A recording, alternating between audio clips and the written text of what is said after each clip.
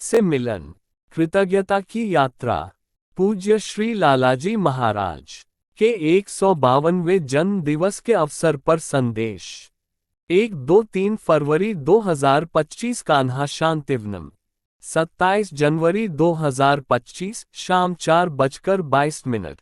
भंडारे के कुछ समय पहले शाम की सैर के दौरान दाजी की योजना है कि पूरे भूमि प्रदेश में कम से कम 2 लाख पेड़ लगाना।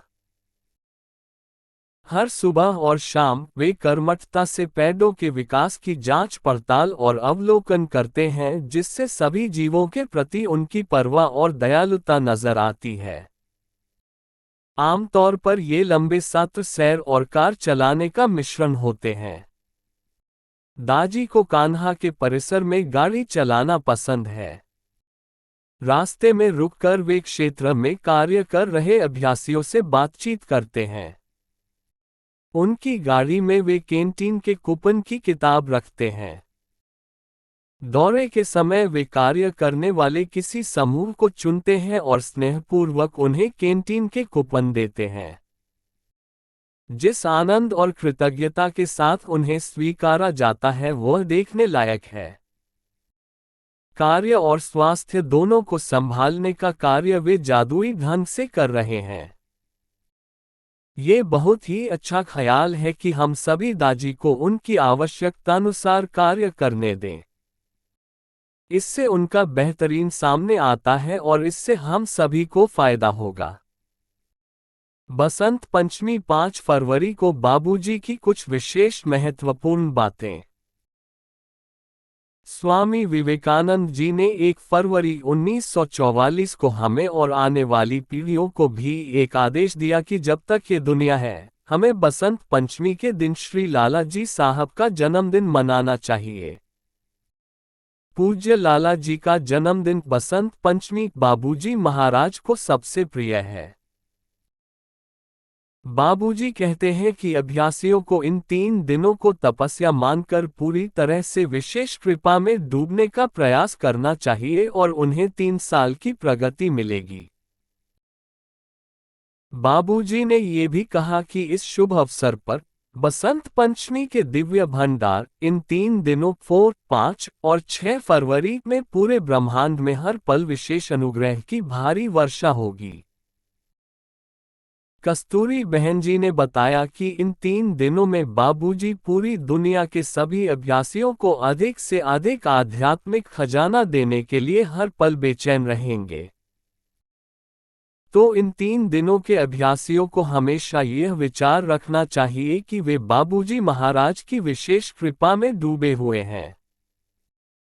वे ये भी सोच सकते हैं कि उनका दिल और दिमाग बाबूजी महाराज की विशेष कृपा के अनंत सागर से जुड़ा हुआ है। हम सब प्रार्थना करें कि हे बाबूजी, कृपया अपनी विशेष कृपा पूरी मानवता, पूरी सृष्टि को प्रदान करें। लाला जी साहब के दिव्य सिद्धांत। 1. मन, वचन और कर्म से दूसरों को आहत न करें। 2. दूसरों की आलोचना न करें, उनके कल्याण के लिए चुपचाप प्रार्थना करें। 3. नैतिक अनुशासन, अच्छे आचरण, उत्कृष्ट चरित्र निर्माण अभ्यासी का सबसे महत्वपूर्ण कर्तव्य है। अज्ञात से मिलन, कृतज्ञता की यात्रा। प्रिय मित्रों, वर्ष 1981 में दक्षिण अफ्रीका की अपनी यात्रा के अंत में बाबूजी महाराज ने एक संदेश दिया था जो इस प्रकार है। मैं अपने सत्संगी भाई बहनों की सराहना करता हूं। अज्ञात की ओर बढ़ते रहें। उससे प्रेम करें जो सबसे प्रेम करता है। लक्ष्य दूर नहीं, स्मरण उसका साधन है। आप सबको आशीर्वाद। 8 मार्च 1981। बाबूजी की पुस्तक सार्वभौमिक संदेश एवं रामचंद्र की संपूर्ण कृतियां भाग 3 में प्रकाशित। मानव विचार की वृहद विस्तीर्णता में एक शाश्वत खोज निहित है और वह है जहां तक उसकी दृष्टि जाती है उससे भी आगे अर्थ, उद्देश्य और लक्ष्य की खोज। ये यात्रा मात्र भौतिक स्थानों से पारगमन ही नहीं अपितु कृतज्ञता से संचालित, स्मरण से मार्गनिर्देशित तथा अज्ञात की ओर निर्दिष्ट एक गहन आंतरिक खोज भी है। पूज्य बाबूजी महाराज के मार्गनिर्देशी शब्द, मैं अपने सत्संगी भाई बहनों की सराहना करता हूँ। अज्ञात की ओर बढ़ते रहें। उससे प्रेम करें जो सबसे प्रेम करता है। लक्ष्य दूर नहीं, स्मरण उसका साधन है। आप सबको आशीर्वाद। अनंत की इस आध्यात्मिक यात्रा में एक अत्यंत प्रबल दिशासूचक का कार्य करते हैं। कालातीत ज्ञान से भरा इसका प्रत्येक वाक्य अनंत की खोज में लगे जिज्ञासु को उस पर मनन और कार्य करने के लिए आमंत्रित करता है। मैं अपने सत्संगी भाई बहनों की सराहना करता हूँ। कृतज्ञता का आधार। कृतज्ञता धन्यवाद की एक विनम्र अभिव्यक्ति मात्र ही नहीं, ये वह रूपांतरणकारी अभ्यास है जो हमारे बोध को एक नए रूप में ढालकर हम सबके मध्य एक सेतु का निर्माण करता है। इस यात्रा के संदर्भ में यह वाक्य कि मैं अपने सत्संगी भाई बहनों की सराहना करता हूँ, हमें समस्त मनुष्य जीवन के परस्पर जुड़े होने का स्मरण कराता है। एकांतवास में किसी भी व्यक्ति की आध्यात्मिक या दार्शनिक यात्रा का मार्ग प्रकट नहीं होता। हर सहयात्री, चाहे वो हमारा संरक्षक हो, मित्र हो या घोर विरोधी हो, हमारे मार्ग को तराशने की भूमिका निभाता है। जिस बात से मैं कृतज्ञ हूँ वह ये है कि महान मालिक हम सभी की, अपने सत्संगी भाई बहनों की सराहना कर रहे हैं। मार्टिन बूबर जैसे दार्शनिक मेरे तेरे संबंध पर जोर देते हैं, जिसमें किसी भी व्यक्ति के साथ प्रत्येक आदान प्रदान एक पवित्र मिलन होता है। जब हम सराहना करते हैं तो हम अपने संबंधों को मात्र आदान प्रदान के संबंधों से सम्मान एवं स्वीकारोक्ति भाव में डूबे अर्थपूर्ण संबंधों में उन्नत कर देते हैं। सराहना की यह अभिव्यक्ति हमें दूसरों के भीतर की दिव्यता को, दूसरों के भीतर के अनंत को पहचानने के योग्य बनाती है और इस प्रकार अस्तित्व के जाल के एक दूसरे से जुड़े होने को प्रतिबिंबित करती है। परस्पर सराहना का यह मनोभाव उस दशा में और निखार व प्रसार ले आता है जिसे हम हृदय के दूसरे चक्र आत्मा चक्र पर अनुभव करते हैं। हमारे दैनिक जीवन में कृतज्ञता का अर्थ हमारे आसपास सभी के योगदान के प्रति हमारी स्वीकारोक्ति का अभिव्यक्त होना है।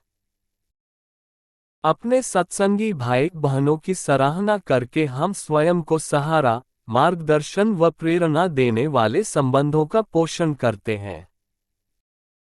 इससे विनम्रता उत्पन्न होती है जो हमें याद दिलाती है कि हम कोई आत्मनिर्भर जीव नहीं बल्कि एक सामूहिक यात्रा के अंश हैं।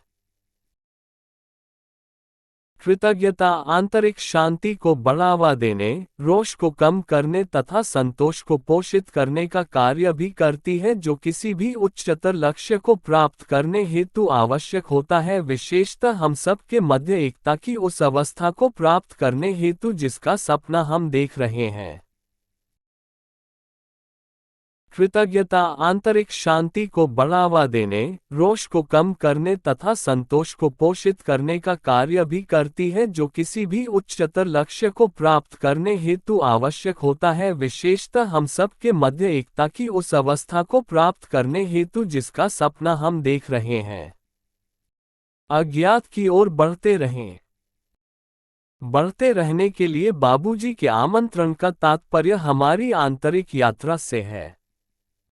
बढ़ते रहने का अर्थ है कभी न रुकना। तब हताशा का ये भाव कि अब आगे क्या होगा, नहीं उठ सकता। समुद्र तट पर यात्रा आरंभ करने का एक आरामदायक स्थान खोजना हमें निश्चेष्ट बनाता है। इसीलिए कहा गया है, उत्तिष्ठत जागृत प्राप्य वरान निबोधत। उद्धरण चिन्ह। कठोपनिषद से। उठो, जागो और तब तक आराम न करो जब तक लक्ष्य प्राप्त न हो जाए। हमारी आध्यात्मिक यात्रा के आरंभ को एक ऐसे सद्गुरु द्वारा प्रेरित किया जाता है जिनके पास प्राणाहुति देने की क्षमता होती है। ऐसी यात्रा कभी पूर्ण नहीं होती क्योंकि उसे पूर्ण करने का अर्थ होगा अनंत को सीमाओं में बांध देना, असीमित को सीमित कर देना और इस प्रकार उसे उसकी विशालता से वंचित कर देना।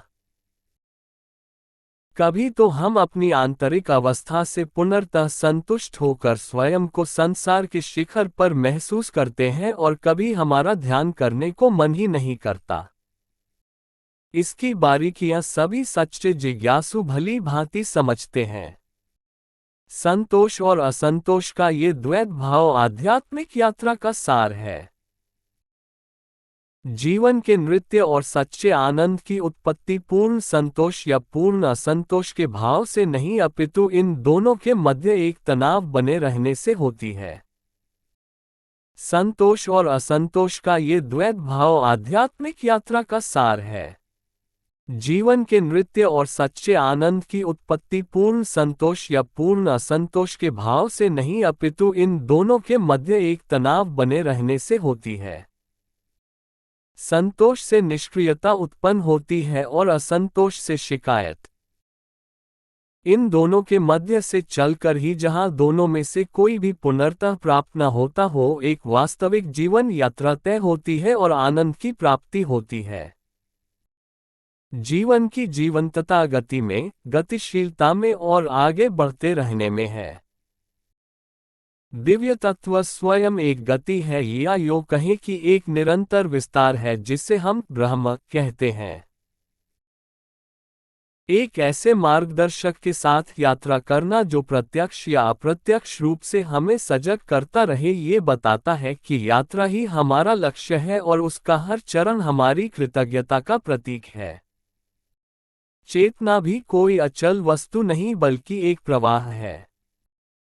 उसका कोई गंतव्य नहीं क्योंकि गंतव्य का अर्थ है अंत और जीवन का कोई अंत नहीं होता।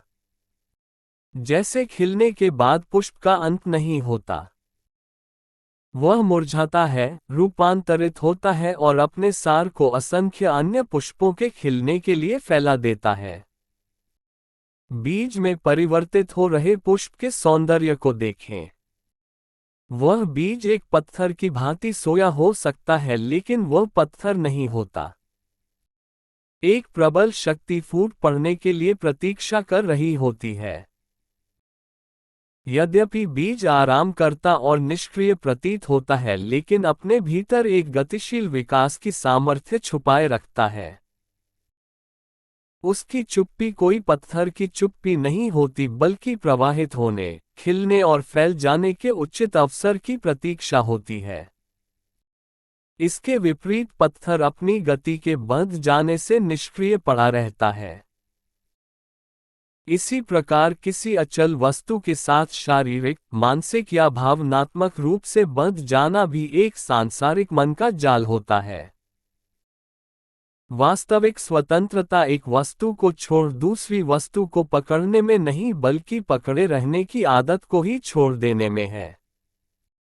जीवन का वास्तविक सार गतिशील रहने में, बनने में और अनंत काल तक खुलते रहने में है।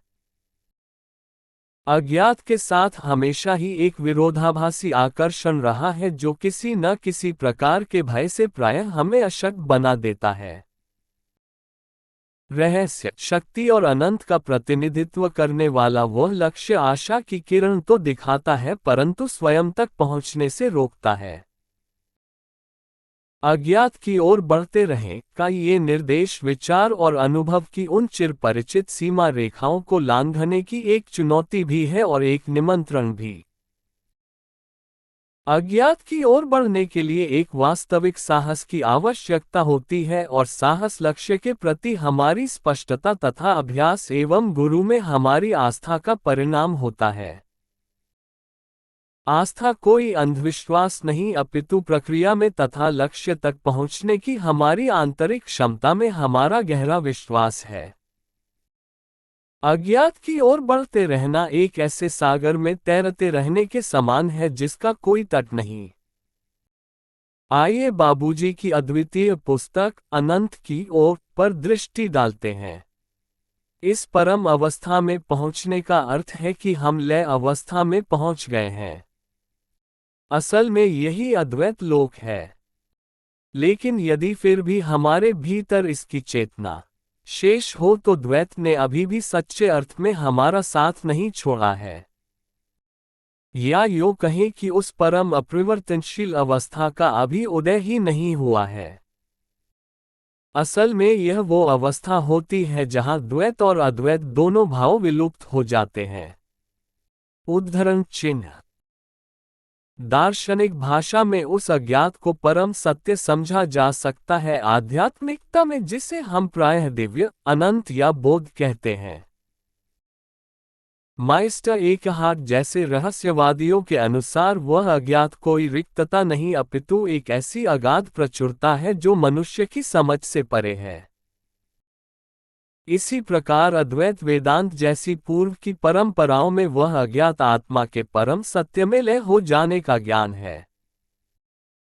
लेकिन सौंदर्य तो उस अवस्था में होता है जहां हम द्वैत और अद्वैत दोनों लोकों को पार कर जाएं। अज्ञात को अपनाने में सबसे बड़ी बाधा हमारा भय होता है, परिचित वस्तुओं को खोने का भय, असफलता का भय तथा अहम के लुप्त हो जाने का भय। इस भय से उबरने के लिए हम आस्था, समर्पण और खुलेपन के भाव को उत्पन्न करते हैं। ये गुण हमें उस अज्ञात को एक खतरे के रूप में नहीं अपितु सामर्थ्य और विकास के एक विशाल क्षेत्र के रूप में देखने की योग्यता प्रदान करते हैं।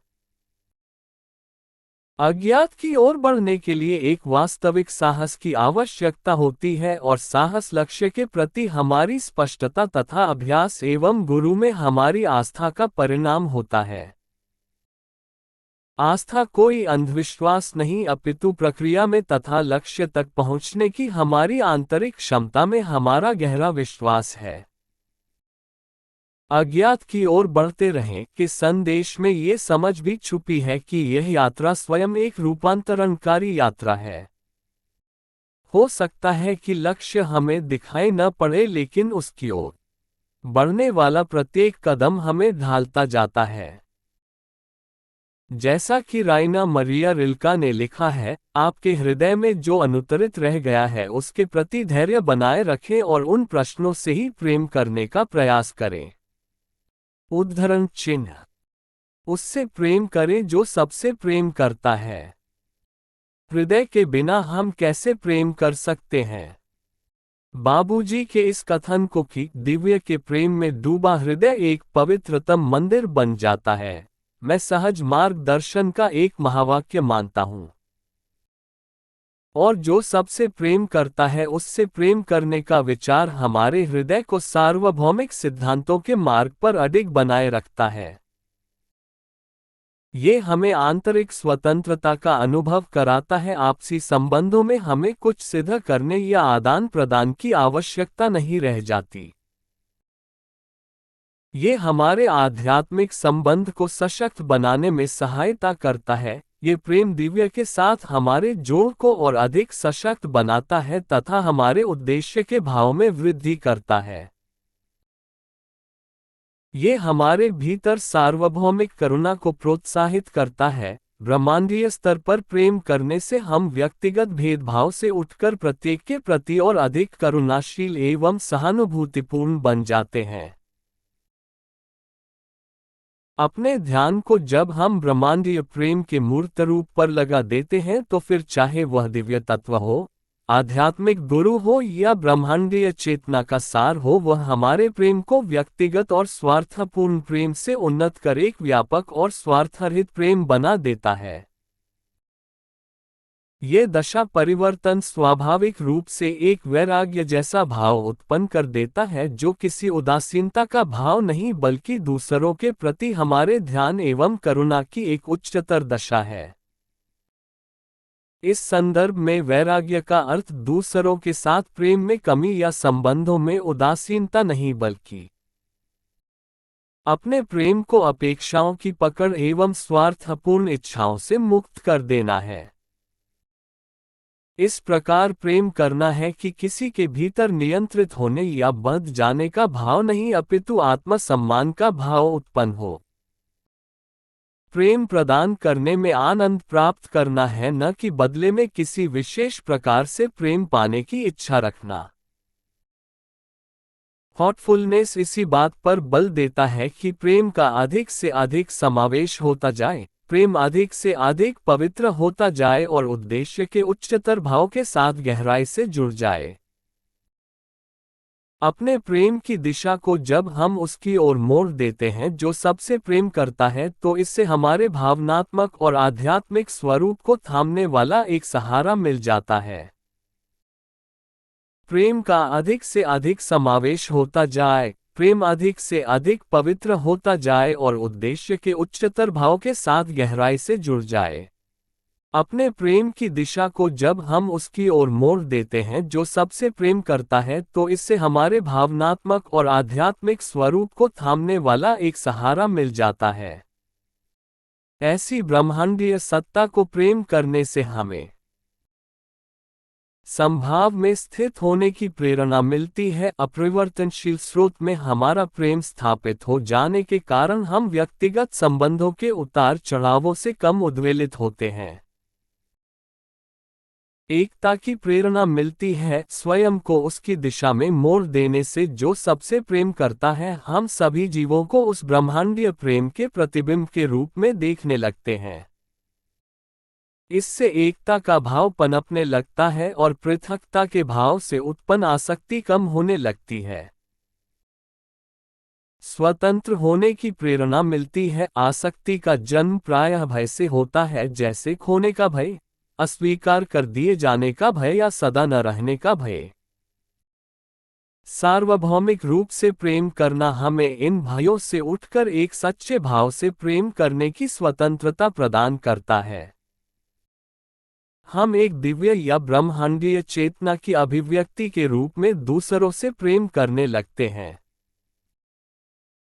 हमारा प्रेम हमारे भीतर से ब्रह्मांडीय प्रेम के प्रवाहित होने का एक माध्यम बन जाता है, जिससे हम स्वामित्व या निर्भरता के भाव से स्वतंत्र होकर गहराई से प्रेम करने लग जाते हैं।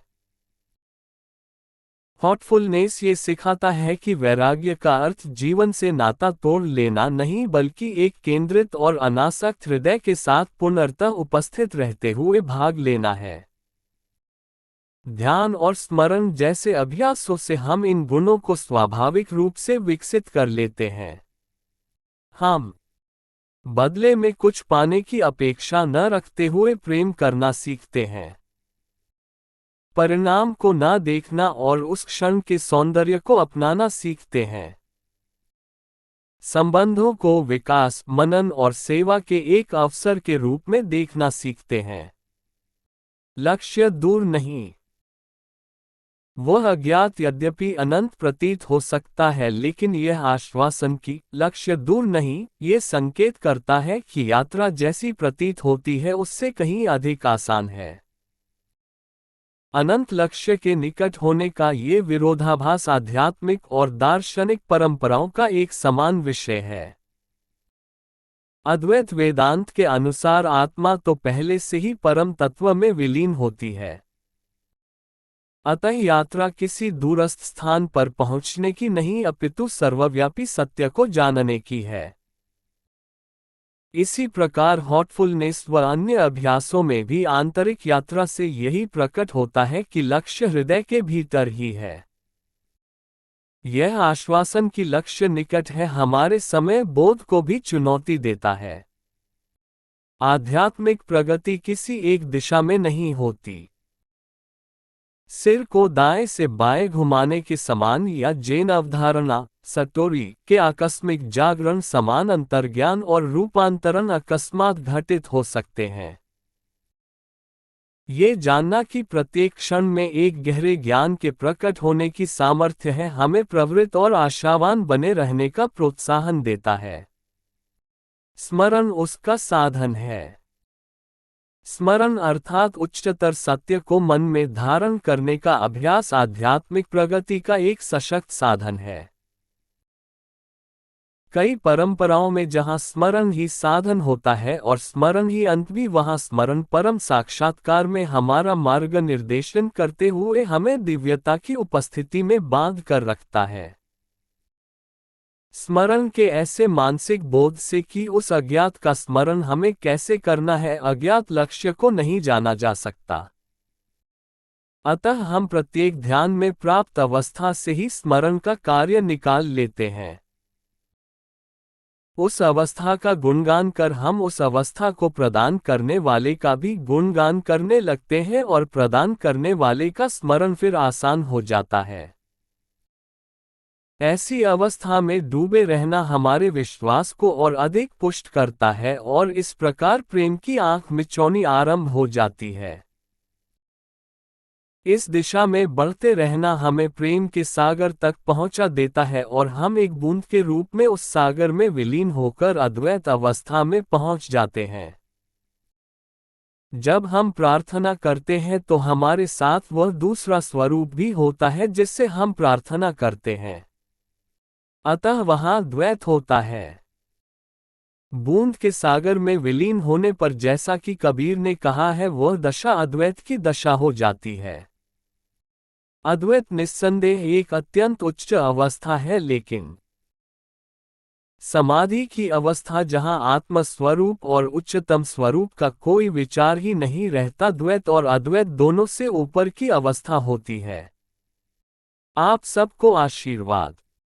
संदेश के अंत में बाबूजी हम सबको आशीर्वाद देते हैं और ये दिव्य उपहार वह सबसे बहुमूल्य उपहार है जो हमें लक्ष्य की ओर बढ़ते रहने के लिए मिला है। ये हमारे भीतर कृतज्ञता जागृत करता है और फिर शेष सभी पहलू खुलना आरंभ हो जाते हैं। वह हमारी प्रगति और विकास में सहायता करते रहते हैं और यह हमारे लिए उनका एक आशीर्वाद है। एक गतिशील और उद्देश्यपूर्ण जीवन। इस प्रकार यह यात्रा कभी न समाप्त होने वाली एक यात्रा है जिसका वर्णन करने वाले ये मार्गदर्शी शब्द कालातीत भी हैं और अनंत महत्ता वाले भी। यद्यपि इस यात्रा में एक लक्ष्य की ओर संकेत करते कई रहस्य भी हैं, लेकिन इससे ये भी प्रकट होता है कि इसका वास्तविक मूल्य इस प्रक्रिया में अर्थात स्वयं इस यात्रा में है। कृतज्ञता हमारे संबंधों को गहरा बनाती है और हमें वर्तमान में केंद्रित रखती है। साहस हमें उस अज्ञात की ओर धकेलता है तथा स्मरण हमें परम लक्ष्य की दिशा में बनाए रखता है। जब हम आगे बढ़ेंगे तो निश्चित रूप से जान जाएंगे कि वह अज्ञात कोई बाहरी लक्ष्य नहीं अपितु हमारे भीतर का ही गहन बोध है। हृदय एक दिशा सूचक का कार्य करता है और एक प्रदेश का भी, और उस सत्य की दिशा में हमारा मार्गदर्शन करता है जो शब्द और अवधारणाओं दोनों से परे है। कृतज्ञता हमारे संबंधों को गहरा बनाती है और हमें वर्तमान में केंद्रित रखती है। साहस हमें उस अज्ञात की ओर धकेलता है तथा स्मरण हमें परम लक्ष्य की दिशा में बनाए रखता है। ये यात्रा सीमित मनुष्य और असीमित, ज्ञात और अज्ञात तथा आत्मा और परमात्मा के मध्य एक नृत्य है। ये सरल लेकिन गहन शब्द ये याद दिलाते हैं कि यह यात्रा कृतज्ञता, स्मरण, एक साहसी हृदय और मालिक के आशीर्वाद से सदा हमारे विकास में हमारी सहायता करती रहेगी। इस यात्रा में आनंद की घड़ियां भी आ सकती हैं और परीक्षा की घड़ियां भी, अतः कभी रुके नहीं। यदि भगवान श्री कृष्ण को ये कहना पड़ता है कि मैं एक क्षण के लिए भी बिना कर्म के नहीं रह सकता, तो उनका तात्पर्य हमें एक गतिशील एवं उद्देश्यपूर्ण जीवन जीने का एक सरल संदेश देना ही है। प्रेम एवं आदर सहित कमलेश। पूज्य श्री लालाजी महाराज के 152वें जन्म दिवस के अवसर पर पूज्य दाजी बसंत संदेश 2025 में हमें बताते हैं कि जब हम आगे बढ़ेंगे तो निश्चित रूप से जान जाएंगे कि वह अज्ञात कोई बाहरी लक्ष्य नहीं अपितु हमारे भीतर का ही गहन बोध है। हृदय एक दिशा सूचक का कार्य करता है और एक प्रदेश का भी, और उस सत्य की खोज में हमारा मार्गदर्शन करता है जो शब्दों और अवधारणाओं से परे है। हे मेरे हृदय के हृदय, मुझे अपने आप से भर दे।